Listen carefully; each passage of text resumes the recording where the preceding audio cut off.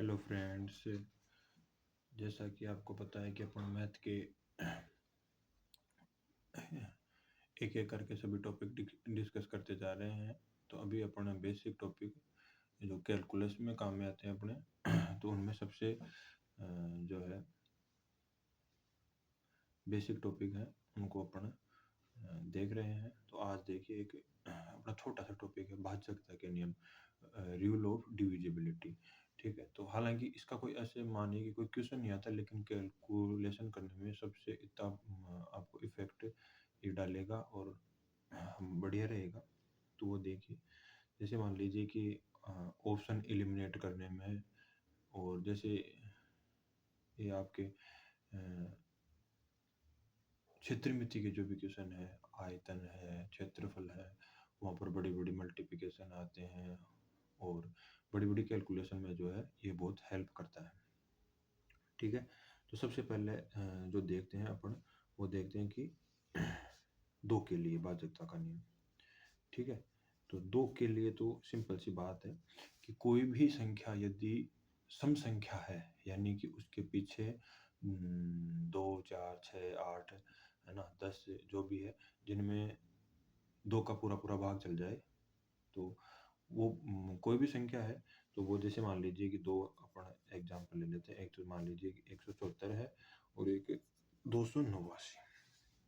अब देखते ही पता चल रहा है कि ये है सम संख्या और ये है विषम संख्या। ठीक है, ये है ओड या विषम। ठीक है, तो इसमें जो है दो का पूरा पूरा भाग चल जाएगा, क्योंकि पीछे जो अंक है 4, उसमें दो का भाग जा रहा है, लेकिन इसमें नहीं जा पाएगा। ठीक है, इसी प्रकार से जैसे 3, 5, 7, 8, 6, 2, 4, एक इतनी बड़ी संख्या है। अब इसमें क्या दो का पूरा पूरा भाग जा रहा है। ठीक है, तो इसमें दो का पूरा पूरा भाग जाने से मतलब ये है कि जैसे मान लीजिए कोई संख्या बड़ी संख्या है और उसके पीछे का अंक ये है 2 या सम संख्या है, तो उसको अपन जैसे भाग दे रहे हैं, तो क्या उस संख्या का पूरा पूरा भाग उसमें जाएगा। तो ये अपन आइडिया लगा लेते हैं। ठीक है, तो ये हो जाएगा। इसके बाद में अपन जो है 3 या 9 के लिए देखते हैं।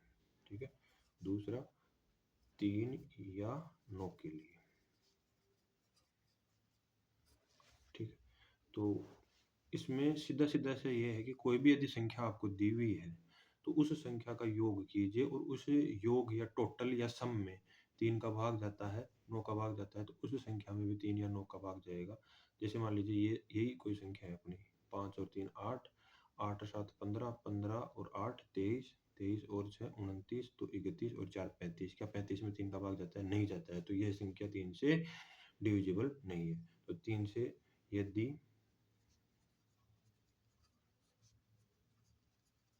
संख्या के अंकों के योग में 3 या 9 का भाग जाता है। ठीक है, तो वह संख्या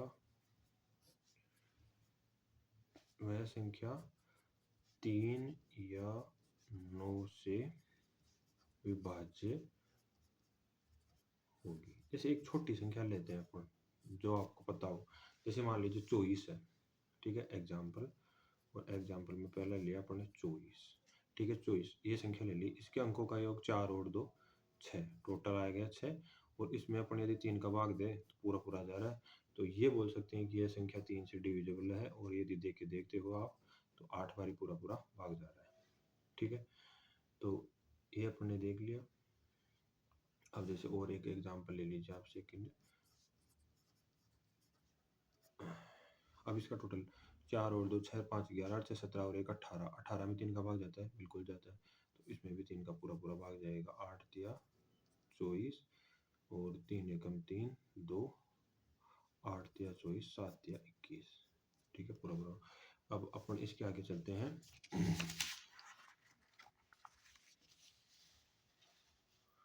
और उसमें डिस्कस करते हैं अपन 4 के लिए। ठीक है, तो 4 के लिए क्या है, तो जैसे मान लीजिए आप ये सोचो कि सम संख्या है 4 भी और 2 भी, जिस संख्या में 2 का भाग जाएगा उसमें 4 का भाग जाएगा नहीं, ये गलत हो जाएगा। तो 4 के लिए कम से कम उस संख्या के लास्ट के 2 डिजिट का हमें पता लगाना पड़ेगा। जैसे मान लीजिए अभी 2 का भाग दिया था, वो संख्या है, यही संख्या थी 3, 5, 7, 8, 6, 2, 4। ठीक है, इसमें क्या 4 का भाग जाता है? नहीं जाता है। तो पीछे के जो 2 अंक हैं, उनमें 4 का भाग जाता है, तो उस पूरी संख्या में 4 का भाग जाएगा, अदरवाइज नहीं जाएगा। तो क्या 24 में 4 का भाग जाता है? जी बिल्कुल जाता है, तो इस संख्या में पूरा भाग जाएगा। देख लेते हैं। 8 चौक 32, 3 बचे और 3 बचे तो 37 हो गए। 8 चौक 32, 5 बचे और 58, 5, 8 चौक 32 और 9 चौक 36,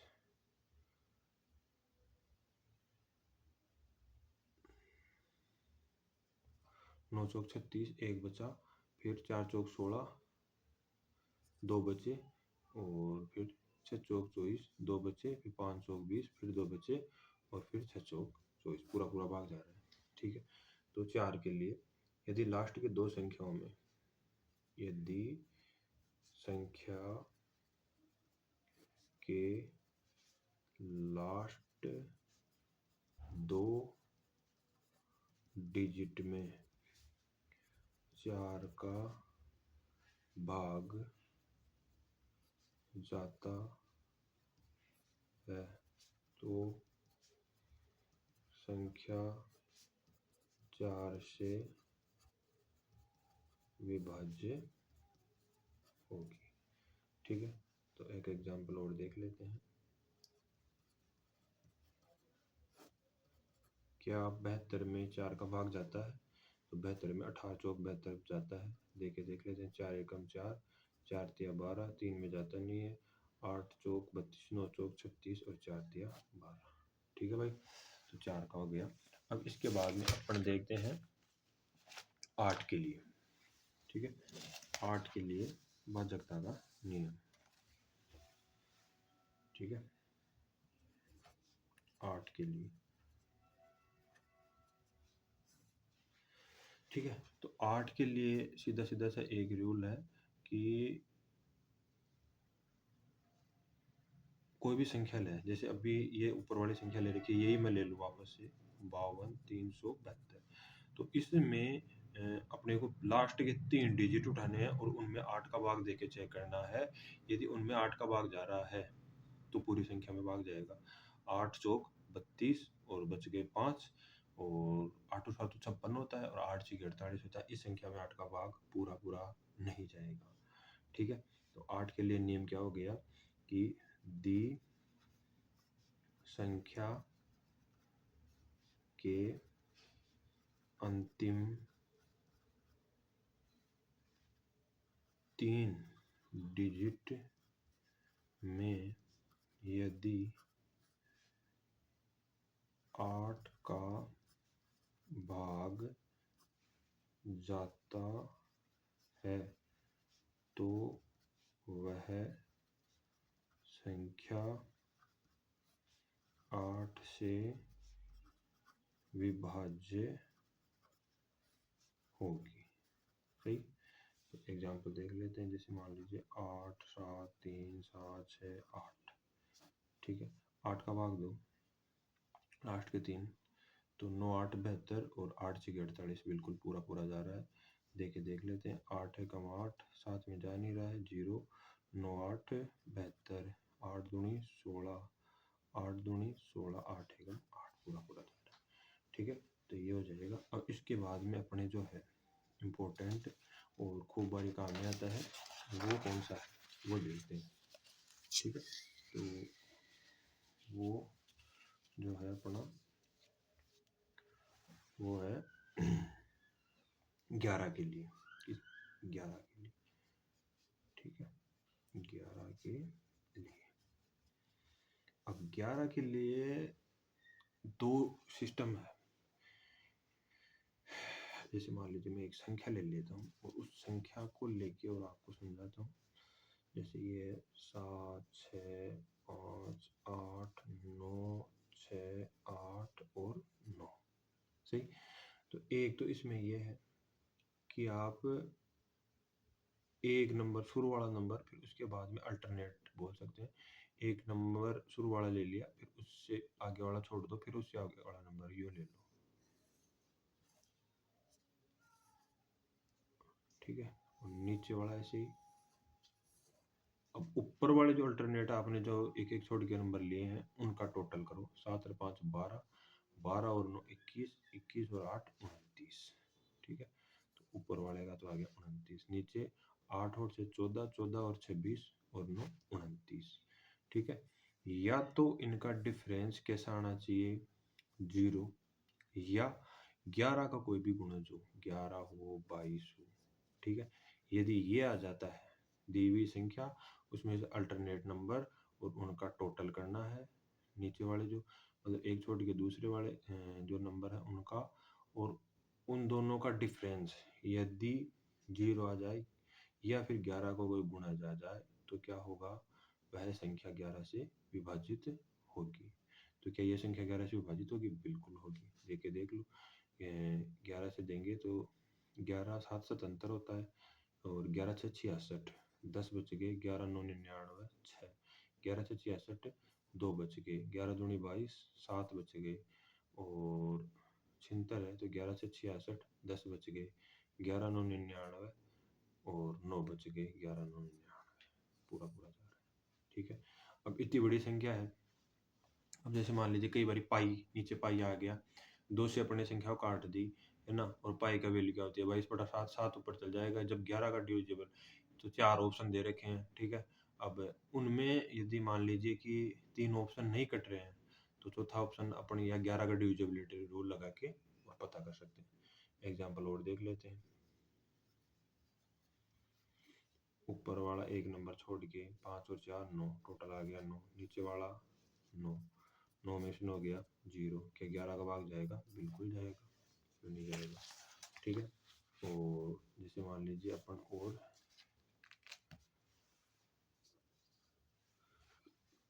एग्जाम्पल देख लेते हैं।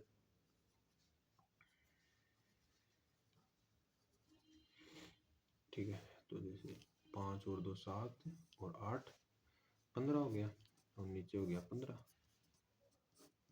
0। क्या पूरा पूरा जाएगा भाग? बिल्कुल जाएगा, क्योंकि 0 आ गया गुणा। तो जैसे मान लीजिए कि 11 5 55, 11 दूनी 22 और 11 8 88, पूरा पूरा जा रहा है। ठीक है। तो अभी अपन ये छोटा सा टॉपिक डिस्कस किया है, और आप इसको ज़्यादा से ज़्यादा कैलकुलेशन में यूज लीजिए। जैसे मान लीजिए पाई का अपने क्षेत्रमिति है, क्षेत्रफल है, तो वहाँ पर पाई यूज होता है, और आप ऑप्शन एलिमिनेट करने के लिए कर सकते हैं। जैसे मान लीजिए कि कई ऑप्शन में नीचे पाई है। अब 3 ऑप्शन में यदि ओड नंबर यानी कि विषम संख्या है, एक में 3 है, एक में 7 है, एक में 9 है, तो उसमें 2 का भाग जाएगा ही नहीं। ठीक है ना। जैसे मान लीजिए कि मैं आपको बता दूं, जैसे कोई भी एरिया दिया हुआ है और ऑप्शन आपको दे रखे हैं 2 5 3 7 1 4 3 9। ठीक है। और 8 7 6 5 और 2 4 3 4। ठीक है। अब जैसे मान लीजिए कि ये संख्या ऐसी आई है कि पाई का भाग देने के बाद में ये संख्या हमें प्राप्त हुई है, ऐसी कोई कैलकुलेशन आ रही है। तो अब ये पाई का मान भाग देने के बाद में प्राप्त हुई है, तो ये पाई का गुणा करने के बाद में हमें प्राप्त हुई है। ठीक है। तो पाई का गुणा, इसका मतलब है कि सम संख्या आएगी भाई। आप विषम संख्या से भी जैसे मान लीजिए 2 का गुणा करोगे तो सम संख्या देगा। ठीक है। तो जैसे मान लीजिए इनमें ये भी विषम है, ये भी विषम है, ये भी विषम है, ये एक सम है, तो अपन वहाँ पर ऑप्शन टिक कर सकते हैं। तो जैसे जैसे आप प्रैक्टिस में अपने लाओगे, फायदा होगा, डेफिनेटली फायदा होगा। ठीक है। आगे अपन अब जैसे ये बेसिक टॉपिक कंप्लीट हो जाएंगे, इसके बाद में परसेंटेज, टाइम एंड वर्क, ठीक है, ये टॉपिक स्टार्ट करेंगे।